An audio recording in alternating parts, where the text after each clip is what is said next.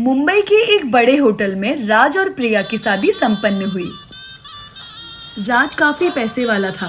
वो अपने माता पिता का इकलौता बेटा था।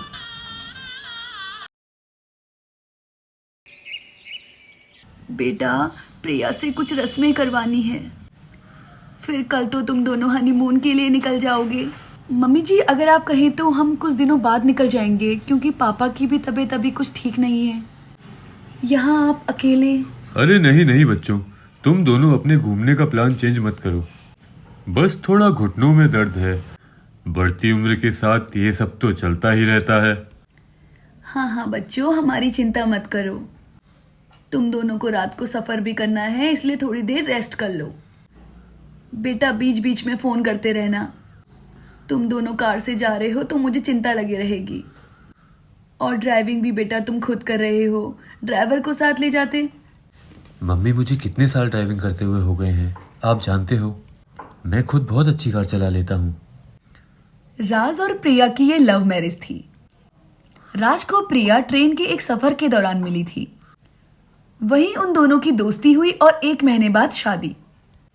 प्रिया की फैमिली में बस उसका एक भाई था।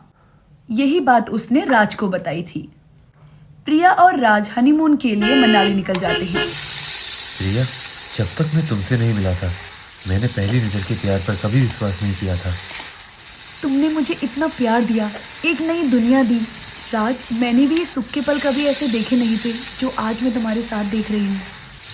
मैं हमेशा तुम्हारी बनकर रहने का वादा करती हूँ। वैसे तुमने ड्राइवर को साथ क्यों नहीं लिया? वो इसलिए कि अगर मैं ड्राइवर को साथ ले लेता तो फिर तुम और मैं इतने रोमांटिक सफ़र में कैसे एंजॉय करते। ओह राज, सुनो, मुझे बहुत जोर का वॉशरूम आया है, कहीं कार रोको ना। प्रिया, बहुत सुनसान सड़क है, यहाँ गाड़ी रोकना ठीक नहीं है। आगे कहीं होटल देखते हैं। नहीं राज, मुझसे बिल्कुल भी कंट्रोल नहीं हो रहा है, प्लीज़ जल्दी रोको। ठीक है, मैं वहाँ साइड में रोकता हूँ। तुम भी साथ चलो ना राज, मुझे डर लग रहा है। गाड़ी यहीं साइड पे लगा दो। Okay my sweet heart. Priya washroom के लिए सड़क किनारे चली जाती है। राज वहीं पर खड़ा था। कुछ देर बाद वो फिर से सफर शुरू करते हैं। अचानक कार के ब्रेक फेल हो जाते हैं। राज घबरा जाता है। ये क्या? लगता है गाड़ी के ब्रेक फेल हो गए हैं। ये कैसे हो सकता है? मैंने तो पूरी गाड़ी चेक करवाई थी। ये नहीं हो सकता। अब क्या करें? सामने तो गहरी खाई है। मैं नहीं जानती तुम क्या करोगे, मुझे मेरी जान बहुत प्यारी है। बाय राज। प्रिया चलती गाड़ी से कूद जाती है और राज की कार गहरी खाई में गिर जाती है। गाड़ी में एक जोरदार धमाके के साथ राज की मौत हो जाती है। जब प्रिया को होश आया तो वो अस्पताल में थी। राज के माँ बाप भी वहीं खड़े थे। प्रिया जानती थी कि उसने और उसके भाई ने मिलकर जानबूझकर राज का कत्ल किया है। प्रिया ने ही अपने भाई को कार के ब्रेक फेल करने के लिए कहा था और बहाने से वो वॉशरूम के लिए राज को अपने साथ ले जाती है ताकि उसका भाई कार के ब्रेक फेल कर सके।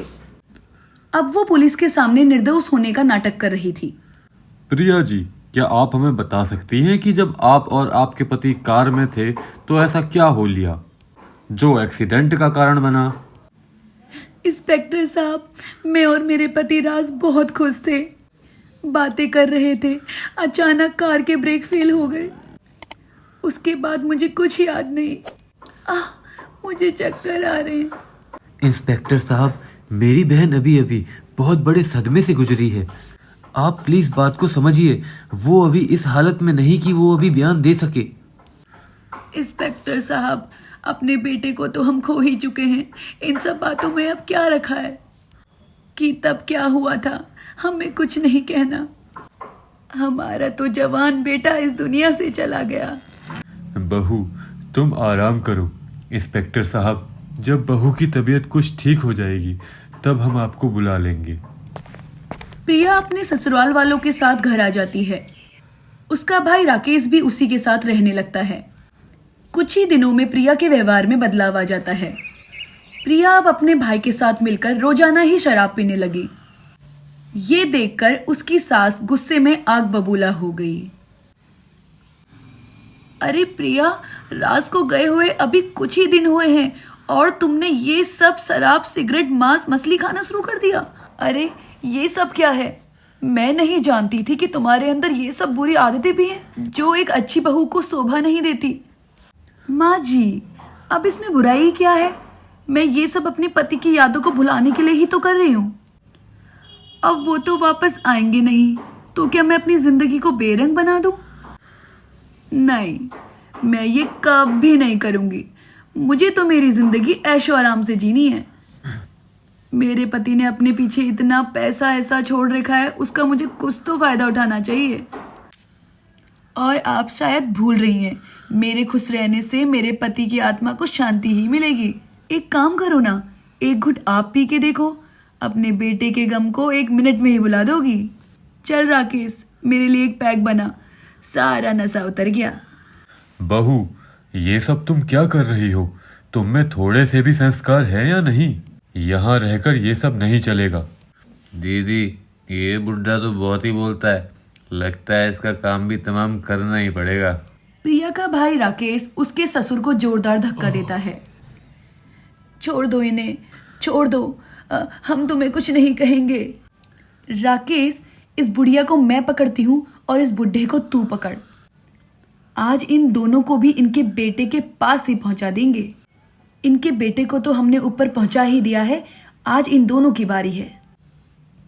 क्या इसका मतलब तुमने हमारे बेटे को मारा? तूने हमारे बेटे का खून कर दिया? तू खूनी है, खूनी। तो क्या करती? मुझे खूनी बनना पड़ा, क्योंकि मुझे पूरी जायदाद को अपने नाम जो करना था। अब तुम दोनों को भी मारकर मैं इस पूरी जायदाद की मालकिन बन जाऊंगी। दीदी, एक काम करते हैं, जैसे हमने जीजा जी की गाड़ी का ब्रेक फेल करके उन्हें मार दिया था ना, वैसे इन्हें भी गाड़ी में डाल देते हैं और गाड़ी के ब्रेक फेल कर देते हैं। इनका भी वैसे ही अंत हो जाएगा जैसे जीजा जी का हुआ था।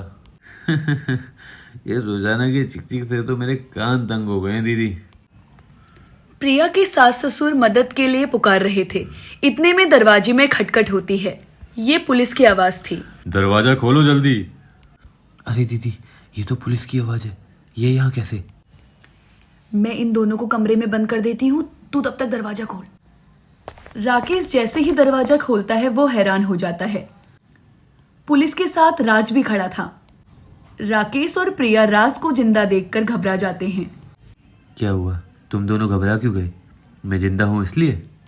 तुम दोनों ने तो मुझे जान से मारने की कोशिश की थी, लेकिन भगवान ने मेरी मदद की और मैं जिंदा बच गया। मैं भी गाड़ी से कूद गया था। कुछ दिन मैं घायल अस्पताल में भर्ती रहा। जैसे ही मुझे होश आया, मैं सीधा पुलिस स्टेशन गया और इंस्पेक्टर साहब को मैंने तुम्हारी सारी सच्चाई बता दी। इंस्पेक्टर साहब, ये खूनी औरत है, इसे गिरफ्तार कर लीजिए। इसने मुझे जान से मारने की कोशिश की। माँ, बाबूजी, कहाँ है माँ, बाबूजी? राज कमरे का दरवाजा खोलता है। उसके माता पिता उसे जिंदा देखकर खुशी से रो पड़ते हैं। अरे इन दोनों भाई बहनों को गिरफ्तार कर लो भाई। प्रिया और उसके भाई राकेश को पुलिस गिरफ्तार कर लेती है। प्रिया इससे पहले भी बहुत सारे लड़कों को फंसा चुकी थी। उनमें से बहुत से लड़कों से वो झूठी शादी करके उन्हें मौत के घाट उतार चुकी थी। इसलिए प्रिया और उसके भाई राकेश को उम्र कैद की सजा हो जाती है। राज के माता पिता भगवान का शुक्रिया अदा करते हैं कि उनका बेटा वापस आ गया और प्रिया को उसके किए की सजा मिल गई।